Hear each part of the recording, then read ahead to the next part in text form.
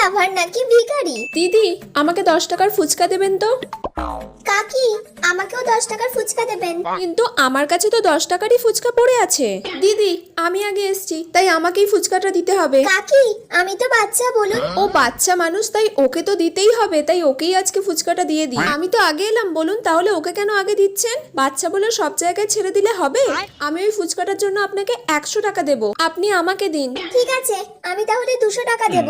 তোর কি আমাকে দেখে ভিখিরি মনে হয় নাকি? হ্যাঁ, দেখে তো তাই মনে হচ্ছে। দিদি, ওই ফুচকাটা আমাকে 500 টাকায় দেবেন। আমাকে 600 টাকায় দেবেন। আমাকে 800 টাকায় দেবেন। আমাকে 900 টাকায় দেবেন। আমাকে 1000 টাকায় দেবেন। ঠিক আছে, ওকেই দিয়ে দিন। আমার আর ওই ফুচকা আজকে লাগবে না। ফুচকা তো আজকে আমি নিয়েই যাব। এই নিন, ধরুন 1000 টাকা। বড় আইসে ফুচকা নিতে। কিরে মিষ্টি, এই নে ধর তোর 500 টাকা কমিশন।